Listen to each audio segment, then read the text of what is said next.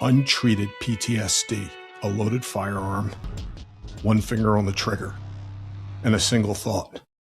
I cannot leave this mess for Taylor, my girlfriend, to clean up. He paused, he reloaded, and reemerged. Today, the PTSD remains, but the darkness is fought with movement and purpose. Zach, thank you for joining us today. It's great to have you here. Thank you for having me. By way of our journey, share with us who you are and who you've been. I'm a mental health advocate that has devoted my life to serving those who serve everyone else, but never take time for themselves. Fantastic. Zach, what in your journey got you to the point of being healthier and a mental health advocate opposed to a victim? By going through my own experiences of trauma and having to really navigate those alone, and how hard that was, and being able to come out the other side knowing there's not many people that have done that. So taking those trials and growing with that and gaining strength to make a promise that nobody that I know or come in contact with will ever have to do that alone. Yeah, fantastic. When we spoke earlier on, you had shared with me that as a firefighter, you had seen repeated trauma and that those repeated incidents had a cumulative effect. They added up over time to the point where it became unbearable. You were like, how can I possibly manage this? And it became crushing: anxiety, depression. Is that a fair assessment of what you went through? Absolutely. Absolutely. We often ignore all those small things until they become big things. It's kind of like if you had a bunch of tennis balls on the ground and you keep picking one up after another, eventually they're all going to spill over. You're not going to be able to pick them all up. But if we can prioritize them, then we can, finish our result in a much better way. So sticking with the tennis ball analogy, you have all these tennis balls on the ground. You're picking them up, you're juggling them, you're trying to keep a brave face because you don't want to tell your other coworkers that you're struggling. Was there a moment or an incident that broke you or broke others' understanding of what you were going through wide open? It just kind of got to the point where you're either going to make a decision, and it's either going to be the permanent decision or it's going to be the decision to fix what's going on. And that permanent decision was right there, but I had found the one reason why I couldn't. And so I took that and took it as strength of, I'm gonna do something about this. I don't care what anyone thinks, because I don't care about them. I care about my reason why. And my reason why is always going to be there even when nobody else is. So that permanent decision, we're talking about suicide. Yes, sir. And the situation got such that there was no hope or there was no desire to live. It felt like I was treading water, and I was just tired. Tired. I didn't want to stop treading water, but I was so tired. I was ready to just accept my fate and sink. And what were you tired of? I was tired of the emotional distress, the putting on a fake face, fake it till you make it, and not addressing what needed to be addressed and talking about what needed to be talked about. And the biggest fear was just being vulnerable. You always look at, as a kid, your firemen and police officers and military are the strongest heroes to ever live. And now you are one of those. When you have that mindset of, I can't be broken, that's kind of a tough mindset. Nothing can hurt me, nothing can bother me. I'm too tough for this because I'm a fireman. The best way to address that is getting help. If we're talking about those tennis balls again, the most efficient way to pick up all those tennis balls is by asking for help.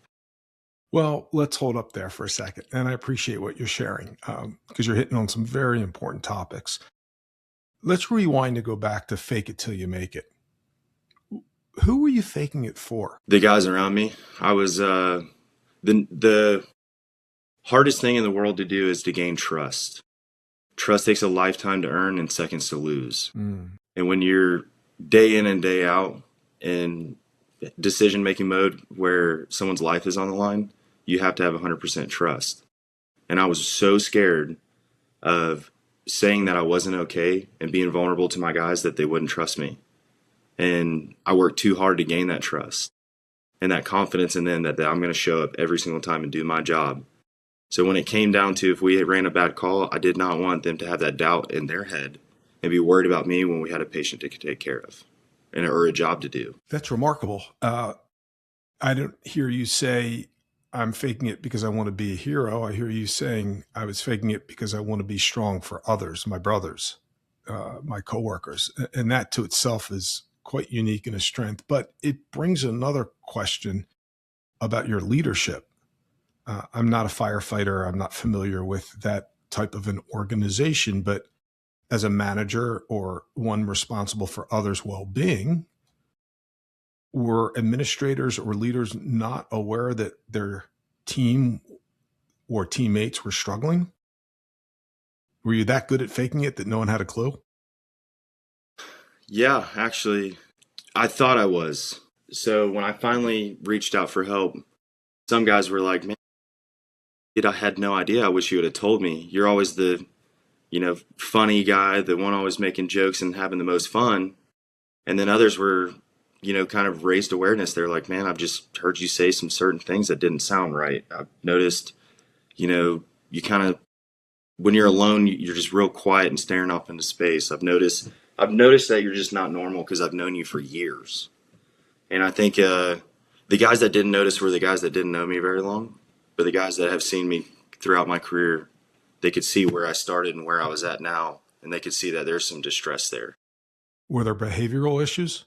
Absolutely. I really struggled with anger. I really struggled with, processing other people's mindsets. I personally figured if you were going to do this job, you better do it 100%, give everything you have, train, be the best you can, take classes. And I really struggled with, if you didn't have my same mindset, then I hated you. And I showed that a lot. I've got a lot of regrets about that, about treating people certain ways because they didn't have the same standard.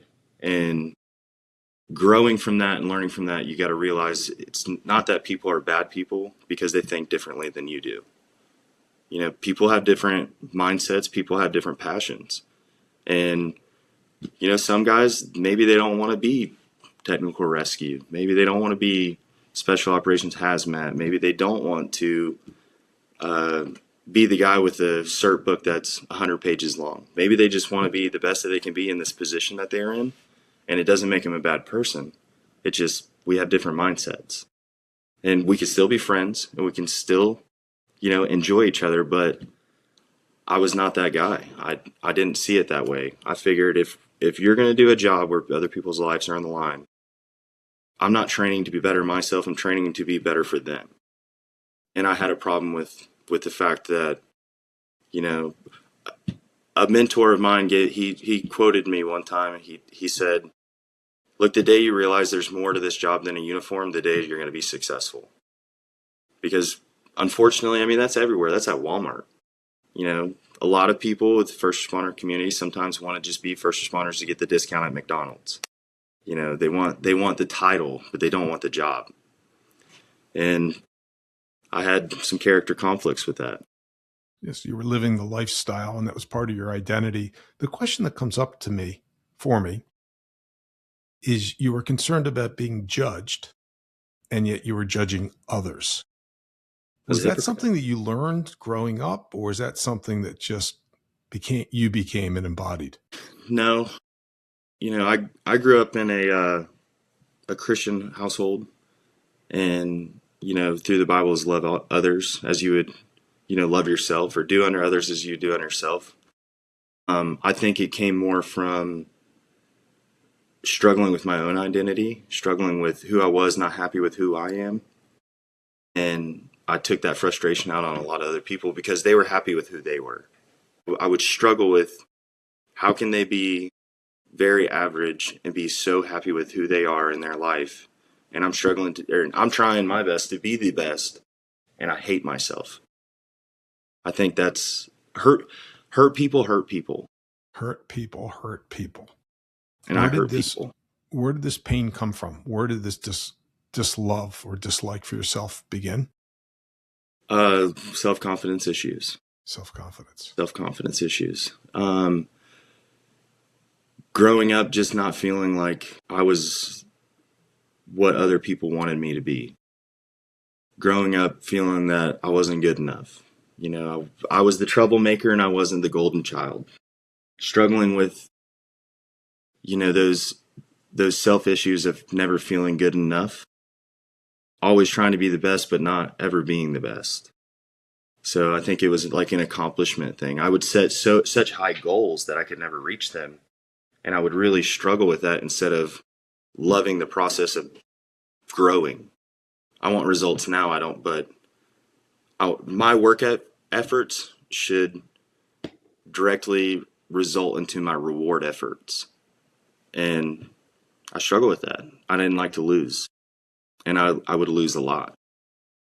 I love the competitive spirit and that fire. And I love what that drives and how that brings out not only the best in you, but the best in others. Healthy competition raises the tide for all boats. I love that thought process. I don't love the thought of this consistent judgment and the trauma that that's causing in trying to reach a idealistic version of yourself to some extent, which brings up two questions. Did you have a mentor or an advisor growing up, one that could help guide you? When I was 15, I got my first full-time job working for a granite company doing fabrication and installation.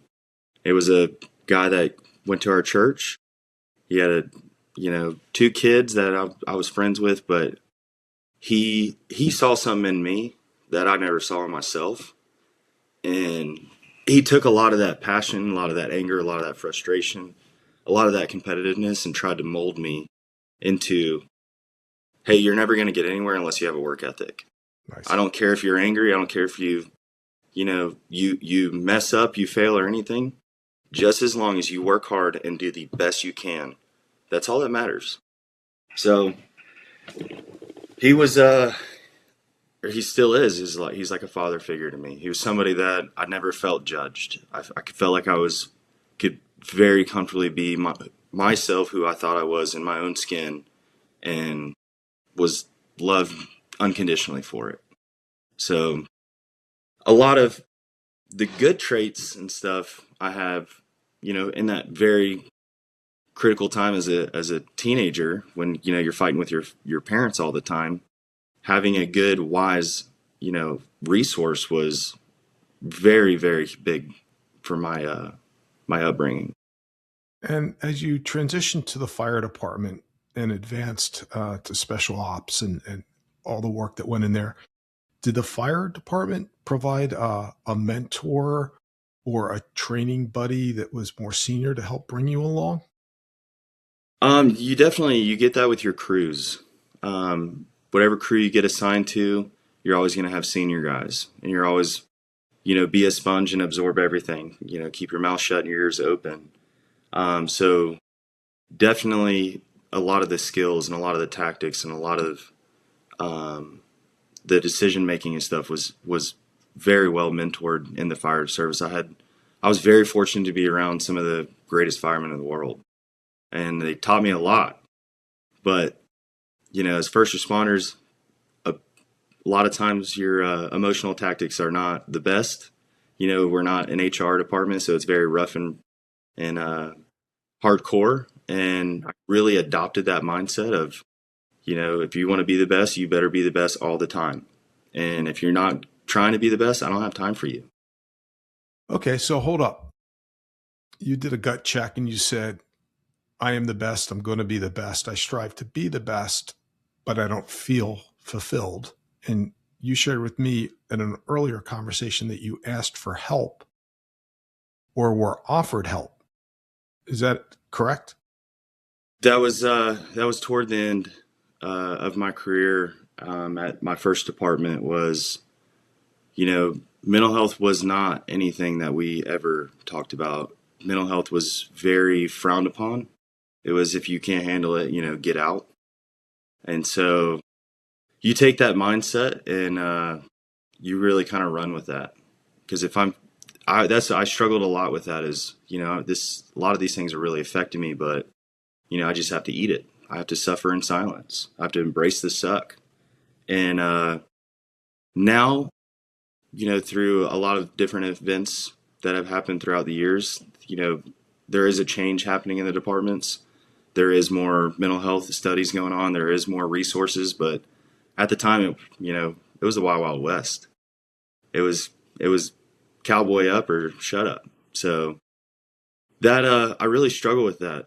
I really struggled with every aspect of your career. If you make a mistake, that is going to be addressed very, very fast and pretty harshly, and it's not a physical abuse thing, but it's definitely a gut check.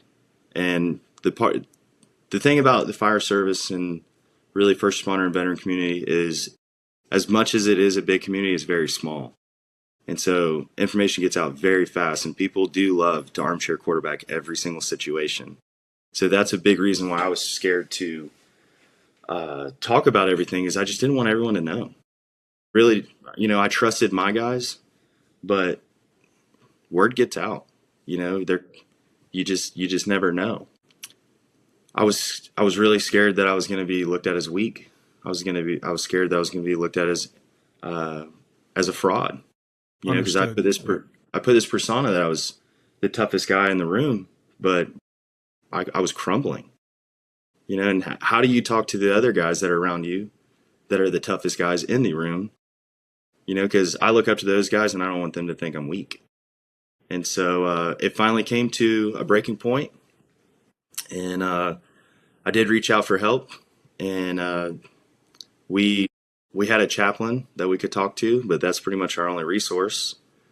But it was very frowned upon at the time. There was an incident where I just had a mental breakdown, and I kicked a door as hard as I could, and it broke the door. And, everybody was like, what's going on? My district captain was in the bay at the time, saw that as, destruction of county property, and wanted to discipline me over it. And so one of my lieutenants came out and just wanted to have a sit down, like, hey, what's going on? And I told him, I was like, man, I'm just not doing good.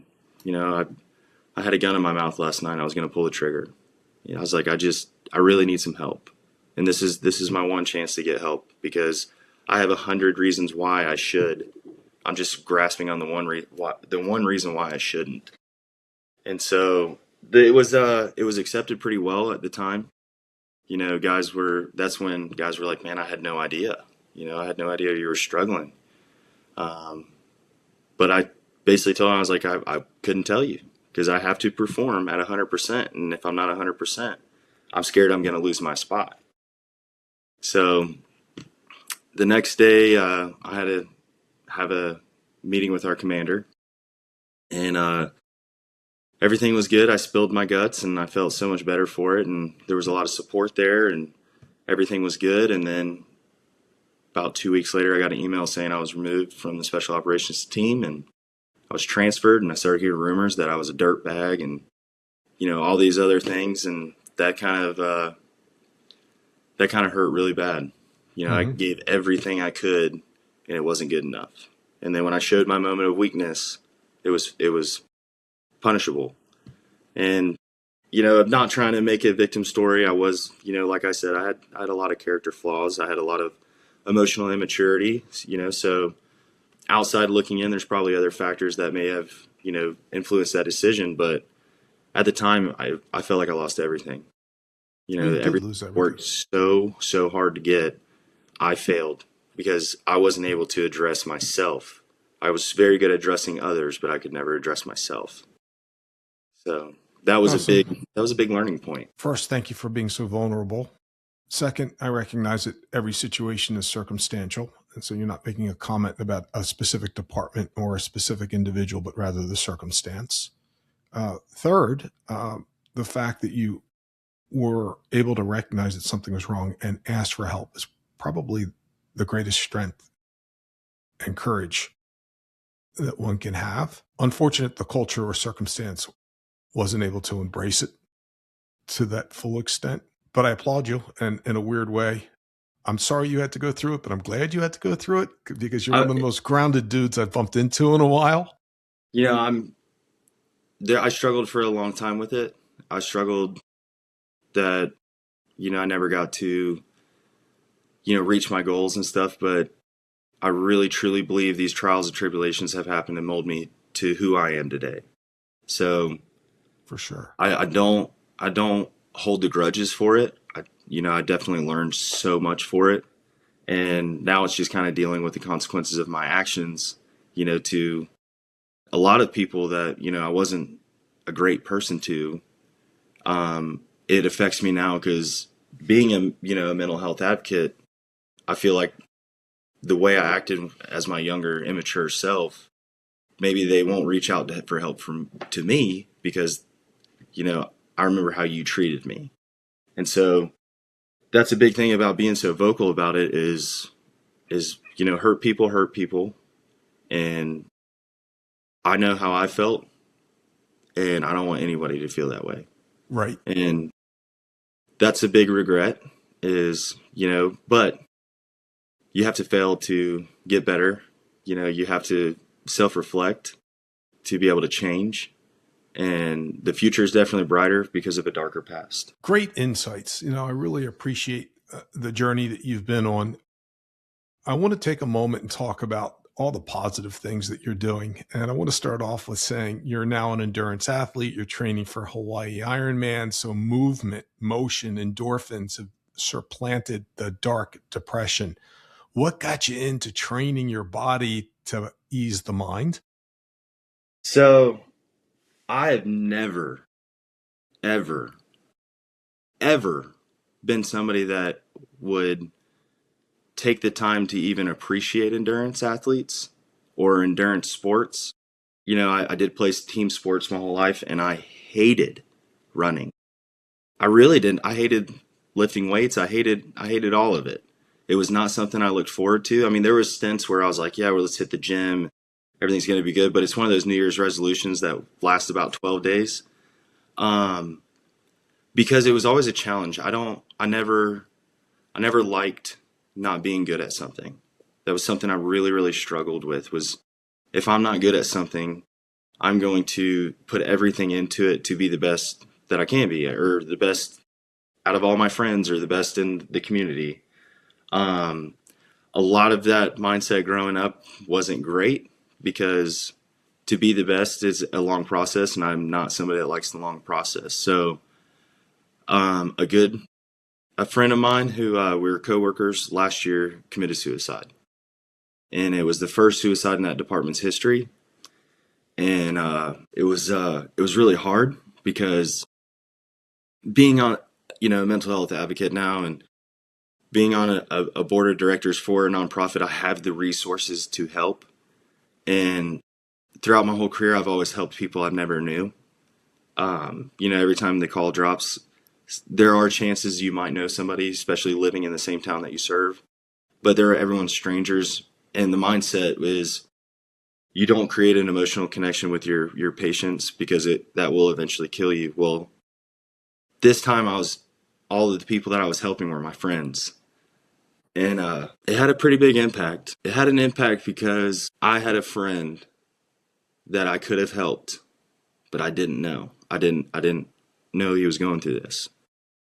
And I didn't have the opportunity to try to make a difference. So being able to come in and kind of try to clean up the mess, trying to stabilize the trauma that was happening in that department and trying to bring some bright light was really impactful for me. So I made a decision to raise money by doing an Ironman because that was the first thing I could think of that would be the biggest challenge I've ever had in my life. Zach, Because for those not familiar with an Ironman, what is it? How much distance? What sports are you involved in? so a full Ironman is 140.6 miles in one day, all at one time. It's swimming, cycling, and running. So you're going to swim 2.4 miles, you're going to bike 112 miles, and then you're going to run 26.2 miles. All continuous, no breaks, all gas. Everyone I talk to they think it's the craziest thing in the world, unless they have previously been an endurance athlete or a runner, or or something like that. But they all kind of laugh, and they tell me I'm a psycho, and I was like, well, it's for a good cause. So getting into that was very daunting. Like I said before, I've always set unrealistic goals, but this time I made a decision that it is a very realistic goal. I'm not making a goal that I feel is unrealistic. I'm making a goal that I know I can achieve, but it's going to take a long, long time, a lot of discipline, which I'm not good at, and a lot of self-reflection. And it's not because of me. I made this goal for others because I'm really good at helping others, and I'm learning to be better at helping myself, because the better I can be for myself is the better I'm going to be for others. Amen And to that. if I can do something that is ridiculous and very hard, I just hope to inspire somebody to make the hardest decision in their life by being vulnerable and getting help. But not only being vulnerable, but being courageous. I think people that are hardcore, amazing professional people that are just mountain of people that can break down and be vulnerable is the strongest person I can ever see. Because to be able to open up and just tell your story and not care about being judged takes a lot of courage. Personal strength, strength in identity and being comfortable in who you are, and accepting yourself first and foremost. So some feedback. You impress me as one that's consistently helping others. That's good karma. You impress me, and I understand you to be one that's starting to help yourself, which, as you stated, is mission critical. We have a mutual friend, Ty Yount, that recently took you on a hunt. And my understanding is that foundation is there to help others. Talk to me about that experience and what the hunt was about and how that was cathartic and rejuvenating for you. So Ty's an incredible person. He is somebody that if you ever get the chance to meet, he's going to make you better just by his presence. So I was in Memphis at a Ducks Unlimited Expo, and I ended up running into them. They have a 501c3 called Honor and Valor Outdoors, and they provide recreational therapy for first responders and veterans. They pay for everything. They treat you like an absolute king, and they take you on these experiences, whether it's a turkey hunt, a duck hunt, large game, Western game. They are so good at, hey, we're going to go do something fun. But by the end of that trip, you don't care if you were successful. I don't care if I pulled the trigger one time. They are just so good at being so welcoming, so loving, so empathetic, and just a good friend that camaraderie is what you actually get, you need. So we go for the duck hunt and we leave feeling better and wanting to be better because of that camaraderie and that being able to be surrounded by people that are like-minded and that have gone through some of the things that you have gone through, whether, their trauma is different than yours, trauma is universal. So we're able to talk about these things and, hey, how did you deal with it? And get life advice and joke around and have fun and eat great food and just fellowship. And it is what we call recreational therapy. And they are complete professionals. They are very, very good at what they do. We had amazing duck hunts, but we had amazing fellowship. And that to me was worth every penny I could ever have. If I could do that, if I had to pay every dime that I had to do that again, I would do it every single time. Because it wasn't just for me, it was the guys around me that everybody was better for it. And we decided with the nonprofit that I'm with that because we specialize in professional therapy, recreational therapy, as well as peer support. And the name of that, and the name of that nonprofit that you're with? Is Hook a Hero. Spell that. Hook. Hook, HOOKAHERO. Hook a Hero. Hook a Hero. Yes, sir. And, being able to take all of our resources and put them together is the only way that we're going to expand. That's the only way we're going to reach more. And that relationship with them is a lifelong relationship. Those guys are incredible.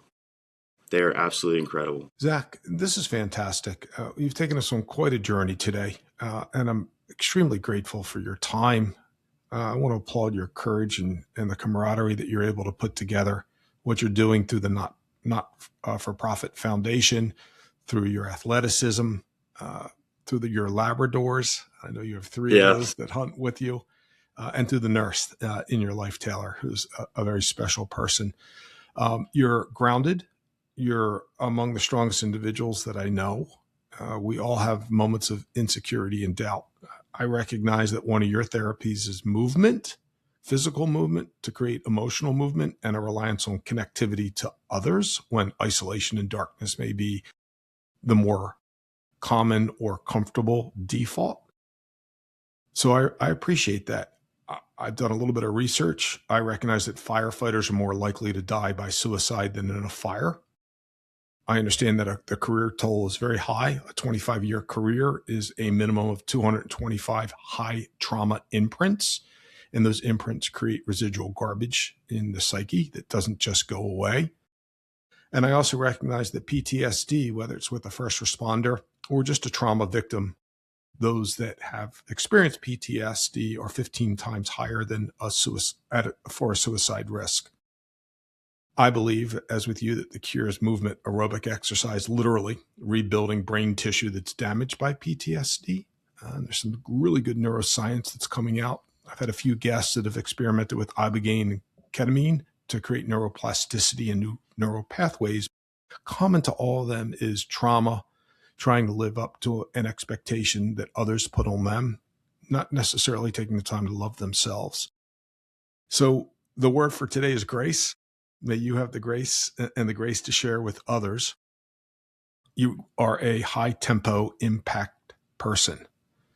Waving that white flag and not tapping out, I'm thankful for.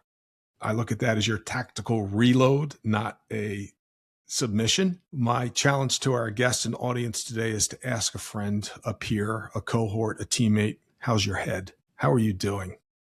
If you or anyone in your life is at crisis, there is a lifeline. Please dial 988 or text HOME to 741741. Much like Zach, myself, my other guest, there is a consistent fight.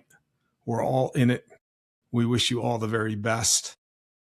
I appreciate you, Zach, and all that you're doing to make the world a better place for both your community as well as those you have served with and will serve with. Friends, family, and cohorts, we'll see you on the next one. This is the Fight or Flight podcast.